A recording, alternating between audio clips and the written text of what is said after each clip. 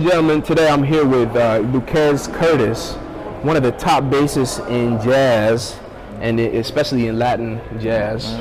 And you're here at Litchfield with Eddie Palmieri, yes, and his orchestra. And what's so great about you being here at Litchfield is, man, you were a student of the camp many years ago, which is amazing, man. So tell us a little bit about what it's like to be here at Litchfield, you know, because you tour the world. You're one of the most in-demand bassists on the scene, man.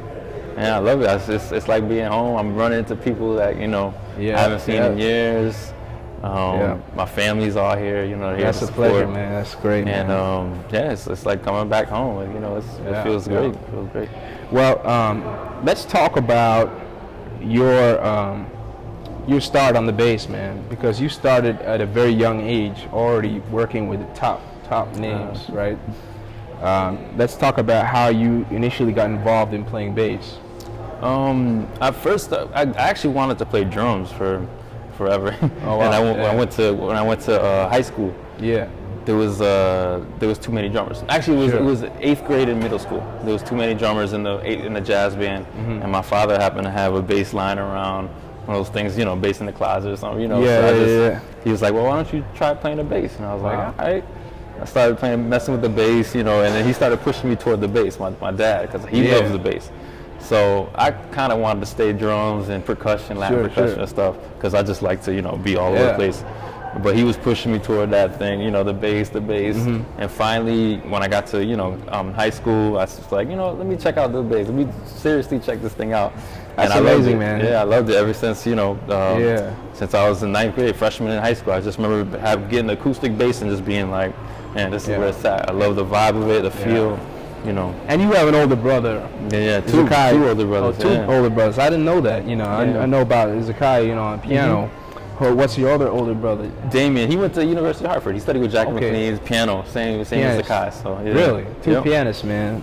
Well, I'd like to see that sometime. Yeah, family band thing. At some point, we're gonna do that. At some point. Well, let's talk about your time at Berklee, because you were there with Dave Santoro. I remember once coming and Dave invited me to be over there, and I remember you were playing, and I remember you were playing Moon Train, man. And you know, I kind of came in there with this kind of like cocky attitude, like, you know, man, I'm the big shot, and then I see this cat. Playing Moon Train, and I'm like, holy. Oh man, yeah, Dave Santoro, man, he hooked me up so much. Like ever since, you know, I went to Academy of Performing Arts. Yeah. So he was a teacher there, and he used to bring, you know, he was such a great person that he brought his bass every day for me to use and play. You know, even when I first started at Berklee, he would bring his bass in for me to use and play. And finally, he was thinking about selling it, and I straight up was like, oh, I want that bass. I took out a loan. That's amazing, and bought it. Yeah, Dave is great. He's amazing. Well, yeah, I mean, you know, I studied with Dave a little bit here at Litchfield as well, man. I went to the camp, and you have a very similar style to Dave. You know, the style where you play the bass like a horn, not like a bass on the solos, man. You play that shit, and it's amazing, man. Wow, and man, you do it so well and so fluidly. Tell us a little bit about what that takes as a bassist, man, because for young cats who are watching this, who are inspired by you, give us a little bit of the secret behind Luques Curtis, man. Not too much secret. You know, the main thing is just listening to music, listening and replicating. That's, you know, listen to, you know, you can listen to any style of music, any one person, you can listen to 1,000 people, but whoever inspires you, I would say just focus on that person. Try to replicate his sound, and eventually you'll come up with your own thing out of there. You know, if you keep your mind open to different styles, different things. Yeah. I did a lot of transcribing. That was like my, especially in high school. Like when I first was starting, everything I could got. I kind of like, I don't know. I have one of those minds like I like to build puzzles. I like to do things. So it's like transcribing was like right in there because I could write. I could see it's like putting bass lines together, seeing what they're actually doing. When they're playing solos and stuff. So. Now, when you transcribe, do you transcribe orally, or is it more of a real theoretical thing, or how do you do it, man? I sit down with my bass, you know, and just listen and just play along, write it out, and that's then the real secret you know, right there, man. Yeah, it's like because then I get used to actually playing the thing, and then of course playing along with the transcription after you do it. Well, you know, you certainly hold your own with some of the top names in this music. I mean, Sean Jones, for example, you work with him. You work with you've worked with Gary Burton. Yeah. You've worked with the who's who, man. Give us some other names you've worked with. Oh man, Nicholas Payton, Stefan Harris, Beautiful, man. David Sanchez. I'm just naming it in the 90 Miles band. They have a band 90 Miles. Adam Cruz. Yeah. Sanchez, Sanchez, whoever calls, you know, it's like I love to play and I love to learn different music. So how do you like to have your bass set up? Do you have a certain height that you keep your strings off the bass?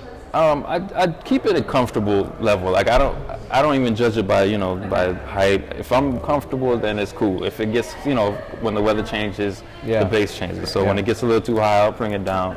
When it gets too low, I'll bring it up. So it's just a comfortable height. It's like and playing the baby bass. Mm-hmm. Why is that used in Latin jazz? Is it just a thing that someone started? Why is it that they use the smaller bass? Is it for convenience or? It's just I've been kind of getting I've been using eminence bass, so it's kind of different than the baby bass. I have a baby bass that I've been now trying to bring out more, but just for salsa, because that's the sound for salsa. It's real, the real thumpy, that muted kind of sound exactly. So that it works great for salsa, cutting through and also with the body.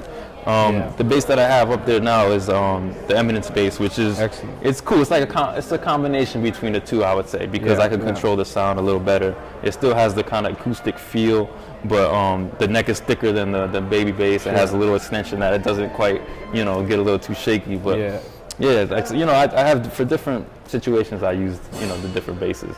Now, who would you consider your top influences on the bass, as far as time, sound, soloing? Of course, you study with some people, but like your real top favorite bass players?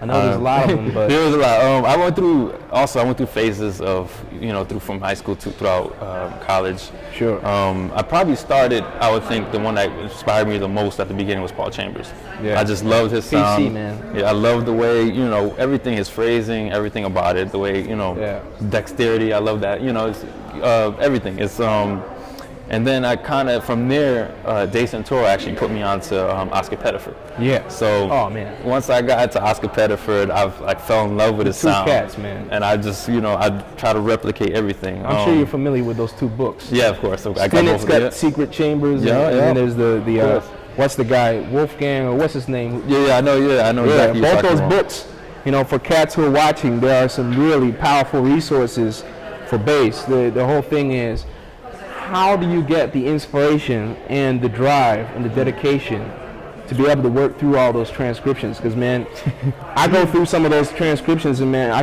just can't. It's discouraging. It's just like, what the hell? I know exactly what you're saying, and also Wilbur Ware was I love Wilbur Ware. It's like, once I settled on him, I was almost obsessed with his phrasing, his walking, everything about him was just amazing for me. So, having been on the road for many, many years now, and you're still a young cat. You 30? 29. 30? Almost 30. I'll be 30 next week, so. Oh, wow. Yeah. Well, happy 30th birthday, man. Thank you.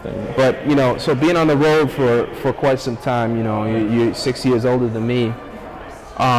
Let's talk about some stories.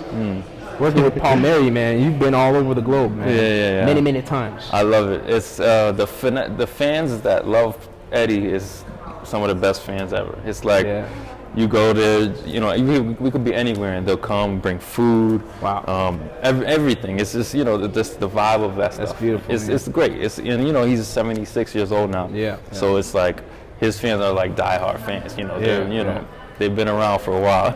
Sure. So So, give us some stories, some knowledge that Palmieri has dropped on you, man. Eddie is right now. Mr. Palmieri is right now is heavy into the Cuban. He's always been heavy, but right now he's in a phase that he's like really into Cuban music. Like everywhere we go, I'm sure even tonight he's gonna be playing something on a CD player if he could find one. Yeah. On the ride back to New York, he's Wow, gonna be playing yeah. Cuban music. Yeah.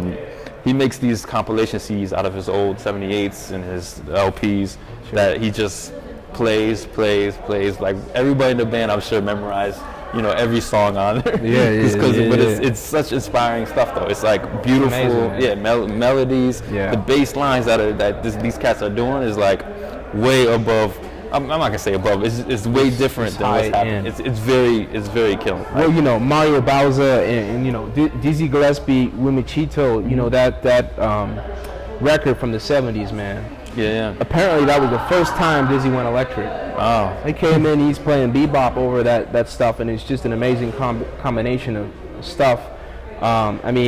Did you ever listen to that, or you studied that type of stuff? I checked, I heard, the Montek guy and all that stuff, but even before, like I'm talking about like the 1940s, like the 1940s, these bass lines that these cats are doing it's like unreal. It's like I listen to the stuff and be like, it kind of, went from there to Route 5th, and I'm like trying to figure out how did that happen. Yeah. But it's all good. It's I've been in the Latin band before, William Peterson. Being in a Latin band, it's you have to have a certain rhythmic sense, and you have to keep it, and you can't drop it. The minute you drop it, you lose all credibility, and you are solely responsible for making that sound of that band as a bassist. So that's a huge responsibility. The key is to be able to react while keeping the groove, and to be able to communicate with the rhythm section. That's like key. It's just being able to, if the soloist is doing something, being able to react, but not do too much that the groove drops, but just enough so that you support them. That's so let me ask you something. How did you develop your reading? Because reading is extremely important, and it's a lot of us cats. I'm an oral player. I read, but it takes me time to work it out.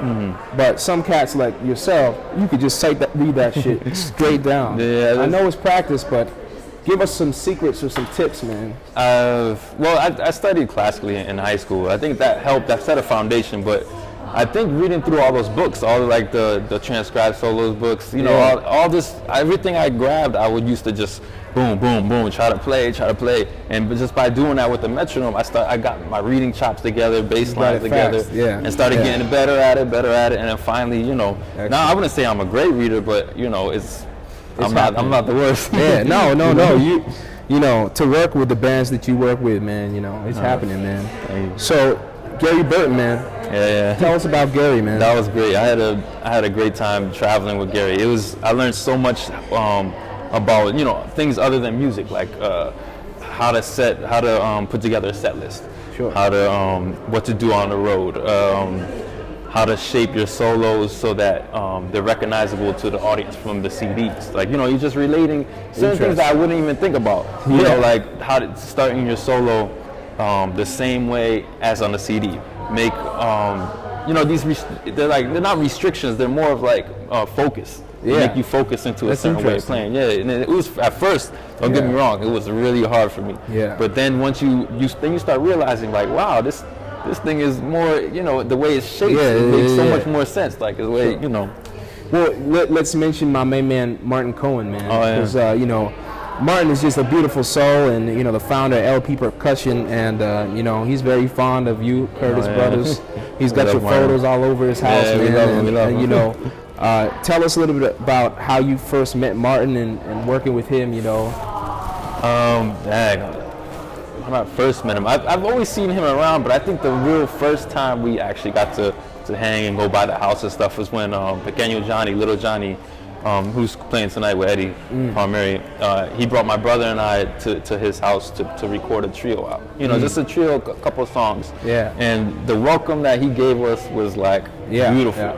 He gives it to everybody. Him and his family, his wife, his son, everybody was such beautiful people that it made you got that vibe to even keep going back, keep playing, always, hanging But Martin's a great person. You get a call from Martin, you going to a Martin Cohen party, you know what to expect, man. You're going to have a good time. Great music, man. Great food, great hang. He just had his son's birthday, 18th birthday, and it was a blast. It was hanging, That's but, great. Luques, you know, it's been a pleasure, man. It's man, real thanks, great. man. Thanks for talking, and you know, we'll keep trying to keep in touch. And Of course. I'd love to get together sometime and you know, learn some things from you on the bass. Right. And let's do it, man.